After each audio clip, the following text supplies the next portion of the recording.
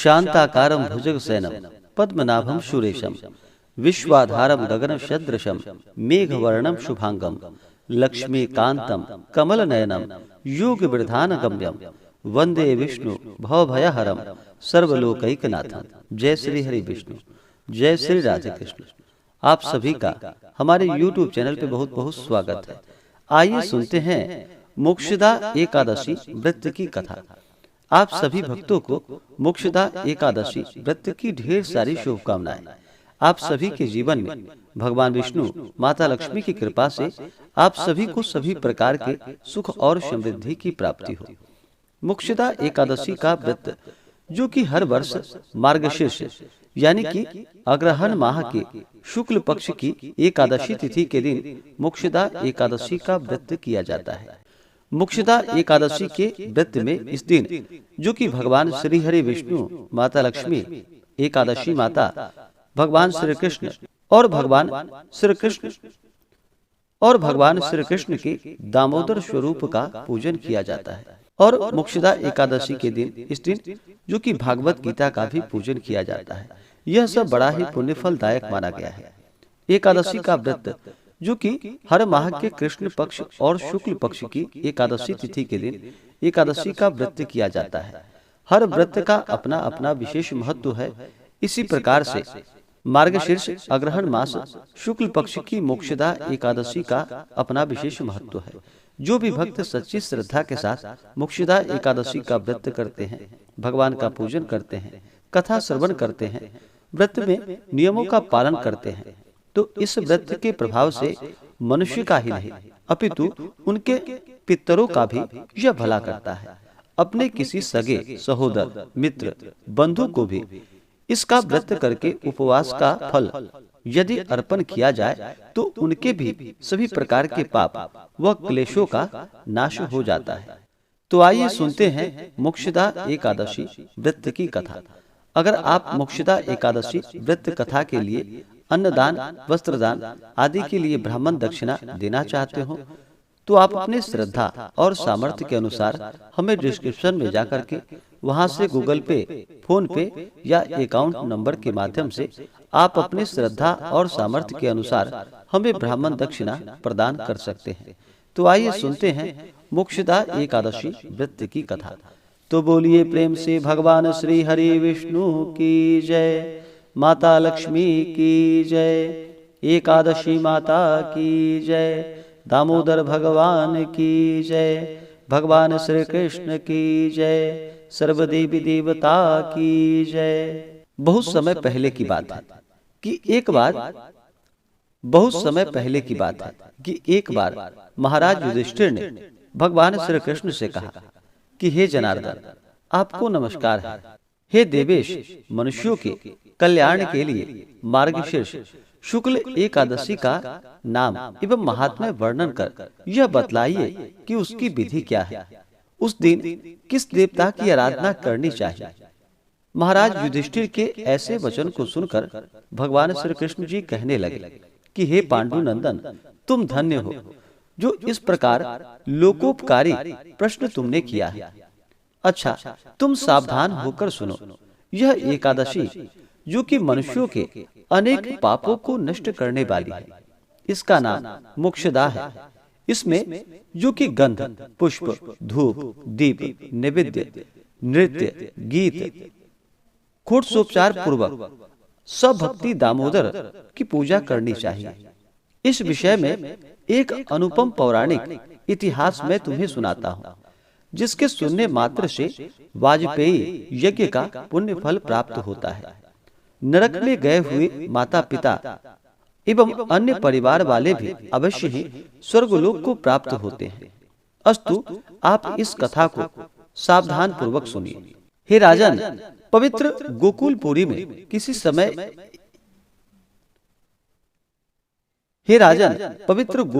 में किसी समय पहले एक वैखानस नाम का राजा राज्य किया करता था। वह राजा अपने प्रजा का पुत्र के समान पालन करता था। उसके राज्य में चारों वेदों को जानने वाले कर्मिष्ठ ब्राह्मण निवास करते थे। एक दिन रात में राजा ने स्वप्न में देखा कि उसके पूज्य पिताजी महाभयानक नरक में पड़े हैं और राजा को देखकर प्रार्थना करने लगे कि हे पुत्र, कोई उपाय कर, मुझे इस भीषण यंत्रणा से बाहर निकालो। प्रातः काल उठने पर राजा का मन परम ही खिन्न था। वह यही सोच रहा था कि किस प्रकार अपने पूज्य पिताजी को नरक से बाहर करे। बहुत कुछ विचार करने पर भी जब कोई विचार स्थित नहीं हो सका, तब राज दरबार में जाकर उत्तम उत्तम विद्वानों, ज्योतिषियों और तपस्वियों को बुलाकर तथा रात के स्वप्न का समुचित वृतांत बतलाकर सब लोगों से प्रार्थना कर निवेदन किया कि कोई ऐसा उपाय निकाला जाए जिससे मेरे पिता का उद्धार इस महान नरक से हो, क्योंकि उनकी दशा पर मुझे अत्यंत ही खेद और दुख है। यह मेरा राज्य, सुख और ऐश्वर्य सारा का सारा एकदम निरर्थक है। हाथी, घोड़ा, धन संपत्ति, स्त्री पुत्र एवं परिवार मुझे कुछ भी आनंद कर प्रतीत नहीं होता। नहीं सोचता कि मैं क्या करूं, कहां जाऊं और किस प्रकार पूज्य पिताजी के कष्टों का निवारण करूं। उस समर्थवान पुत्र का जीना किस काम का, जिसके पूर्वज नरक में पड़े हुए। राजा के हृदय से ऐसे उद्गार शब्द को सुनकर ब्राह्मणों ने एक स्वर में कहा कि हे राजा, यहाँ से समीप ही प्रवर्तक मुनि का आश्रम है। वह महामुनि भूत, भविष्य एवं वर्तमान तीनों लोकों के ज्ञाता है। वह आपको कोई न कोई युक्ति अवश्य ही बतलाएंगे। ब्राह्मणों की ऐसी वाणी को सुनकर राजा ने प्रवर्तक मुनि के आश्रम की ओर प्रस्थान किया।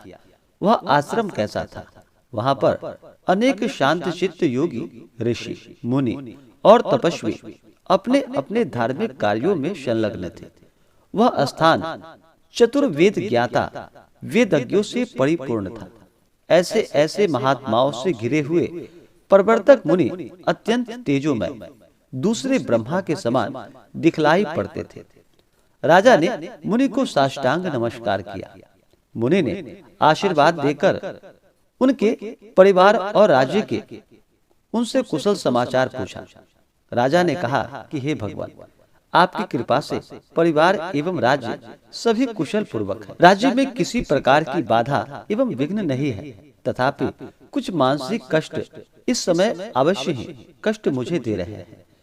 उन्हीं के निवारणार्थ आपकी सेवा में मैं उपस्थित हुआ। आशा ही नहीं, विश्वास है कि अब आपकी दया से वे भी दूर हो जाएंगे। राजा के ऐसे वचन को सुनकर मुनि, जो कि ध्यान अवस्थित हो, भविष्य का चिंतन करने लगे। एक मुहूर्त बाद ही आंखें खोलकर कहने लगे कि राजन, तू अपने पापी पिता की यातनाओं से दुखी होकर यहाँ पर आया है। तेरे पिता ने कामवश अपनी एक स्त्री का ऋतु भंग किया था। ऐसे पाप के फलस्वरूप वह नरक यातना भोग रहा है। मुनि के ऐसे वचन को सुनकर राजा ने कहा कि भगवान, किस दान, पुण्य एवं व्रत से मैं उनका उद्धार कर सकता हूँ। फिर कुछ विचार कर मुनि ने कहा कि राजन, अगहन माह के शुक्ल पक्ष की एकादशी का व्रत आप सपरिवार करिए और उसका पुण्य अपने पिता के लिए अर्पण कीजिए, तो अवश्य ही आपके पिता का उद्धार होगा।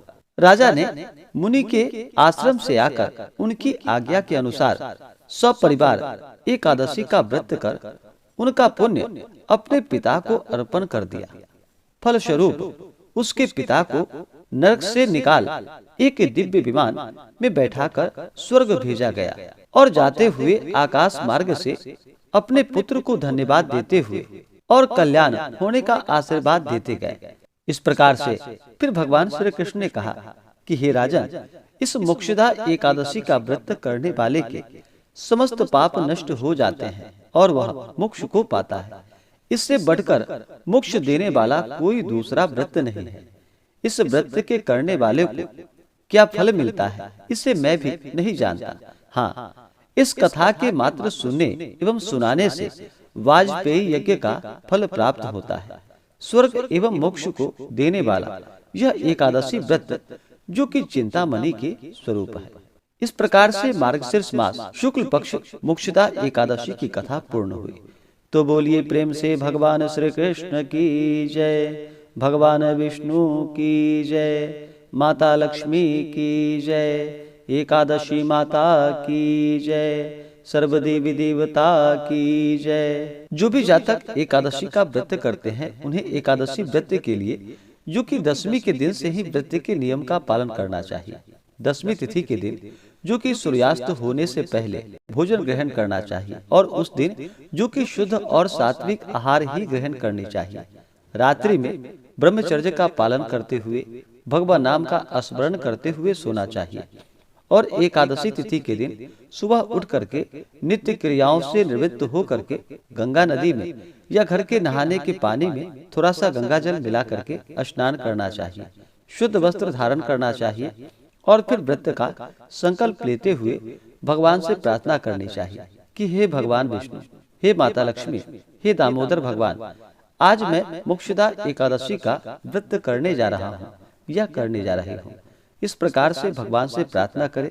आपके मन में जो भी इच्छा हो, जो भी कामना हो, वह कहें और बोले कि हे प्रभु, यह एकादशी का व्रत मेरा निर्विघ्न पूर्ण हो और हमारे सभी प्रकार के पाप और ताप नष्ट हो। इस प्रकार से भगवान से प्रार्थना करें और एकादशी तिथि के दिन दिन रात्रि उपवास रहते हुए भगवान का सुबह और शाम के वक्त पूजन करना चाहिए। जो उपवास नहीं रह पाते हैं, जिनका स्वास्थ्य सही ना हो, वो एक समय फलाहार का सेवन करे। फलाहार में जो कि दूध से बने हुए वस्तु ग्रहण करे, फल आदि ग्रहण करे। एकादशी के दिन अन्न ग्रहण नहीं करनी चाहिए। इस दिन फलाहार आदि का सेवन करना चाहिए अगर उपवास नहीं रह पाते हैं तो। और इस दिन भगवान का सुबह और शाम के वक्त पूजन करे, कथा श्रवण करे, भगवान की आरती करे और रात्रि में जागरण करते हुए, भजन कीर्तन करते हुए, भगवान नाम का स्मरण करते हुए रात्रि का समय व्यतीत करना चाहिए। और फिर अगले दिन यानी कि द्वादशी तिथि के दिन जा करके सुबह उठकर स्नान करके शुद्ध वस्त्र धारण करके भगवान का पूजन कर ले, उनकी आरती कर ले। उसके बाद फिर ब्राह्मणों को भोजन करा करके ब्राह्मणों को दान दक्षिणा दे, गरीबों को भोजन करवाए। उसके बाद फिर व्रत का पारण समय के अनुसार करे। मोक्षदा एकादशी का व्रत जो कि इस बार 3 दिसंबर 2022 और 4 दिसंबर 2022 दोनों दिन ही मोक्षदा एकादशी का व्रत किया जा रहा है, जो कि सनातन पंचांग समय के अनुसार 3 दिसंबर को व्रत किया जा रहा है और ऋषिकेश वाराणसी पंचांग के अनुसार 4 दिसंबर 2022 दिन रविवार को मोक्षदा एकादशी का व्रत किया जा रहा है। एकादशी तिथि प्रारंभ समय जो कि 3 दिसंबर 2022 दिन शनिवार सुबह 5:40। यह समय सनातन पंचांग के अनुसार है और ऋषिकेश वाराणसी पंचांग के अनुसार जो समय है एकादशी तिथि प्रारंभ वह सुबह 8:26 और एकादशी तिथि की जो समाप्ति होगी 4 दिसंबर 2022 दिन रविवार सुबह 5:36 और ऋषिकेश वाराणसी पंचांग के अनुसार एकादशी तिथि की समाप्ति 4 दिसंबर को सुबह 7:24 पे। और व्रत का जो पारण है, जिन्होंने भी 3 दिसंबर 2022 को व्रत रखा है, वो व्रत का पारण 4 दिसंबर को दोपहर 1:14 से दोपहर 3:19 तक व्रत का पारण करेंगे। और 4 दिसंबर को व्रत रखने वाले वो व्रत का पारण 5 दिसंबर 2022 दिन सोमवार को व्रत का पारण करेंगे और पारण का जो समय होगा वह समय सुबह 6:52 से पहले व्रत का पारण करें। सूर्योदय का समय जो होगा वह समय सुबह 6:18 और सूर्यास्त शाम 6:44। यह समय सनातन पंचांग के अनुसार है और ऋषिकेश वाराणसी पंचांग के अनुसार सूर्योदय सुबह 6:44 और सूर्यास्त शाम 5:16। इस बार मोक्षदा एकादशी व्रत का पारण जो कि गौमूत्रेण पारण, गौमूत्र से व्रत का पारण किया जाएगा। यह संभव ना हो तो आप तुलसी दल और जल से व्रत का पारण करें। एकादशी के व्रत में शुद्ध और सात्विकता का पालन करते हुए एकादशी का व्रत करना चाहिए। 10वीं एकादशी और द्वादशी तिथि के दिन तामसिक वस्तुओं का प्रयोग नहीं करना चाहिए। इस दिन शुद्ध और सात्विकता का ही पालन करना चाहिए। व्रत के दौरान किसी के ऊपर क्रोध नहीं करनी चाहिए। अपने मन में किसी के प्रति ईर्ष्या या द्वेष का भाव नहीं लाना चाहिए। धर्म का आचरण करते हुए रहना चाहिए। व्रत के दौरान जो कि ओम नमो भगवते वासुदेवाय इन मंत्रों का जप करना चाहिए या राधा कृष्णाय आदि नाम का जप करना चाहिए। श्री लक्ष्मी नारायणाभ्याम नमः इन मंत्रों का जप करना चाहिए और पूर्ण निष्ठा के साथ भगवान का पूजन करना चाहिए। इससे पुण्य फलों की प्राप्ति होती है। अगर आप विशेष प्रकार से मोक्षदा एकादशी व्रत पूजन विधि के बारे में जानकारियां प्राप्त करना चाहते हो या संपूर्ण प्रकार से जानकारियां प्राप्त करना चाहते हो तो हमारे चैनल पे वीडियो अपलोडेड है। आप वहां से जाकर के जानकारियां प्राप्त कर सकते हैं। और आप सब मोक्षदा एकादशी की आरती को सुनना चाहते हो तो हमारे चैनल पे जो कि मोक्षदा एकादशी का आरती भी अपलोडेड है, आप आरती को श्रवण कर सकते हैं। तो आशा करता हूँ कि जानकारी आपको अच्छा लगा हो। ऐसे ही ज्ञानवर्धक जानकारियाँ प्राप्त करने के लिए हमारे इस चैनल पे अगर आप नए हैं तो चैनल को लाल बटन दबा करके सब्सक्राइब करें, साथ में बेल आइकन घंटी को दबाएं ताकि मेरे वीडियो का नोटिफिकेशन आपको समय से मिलता रहे। वीडियो को लाइक करें, शेयर करें। सुखी रहे और स्वस्थ रहे। जय श्री राधे कृष्ण। धन्यवाद।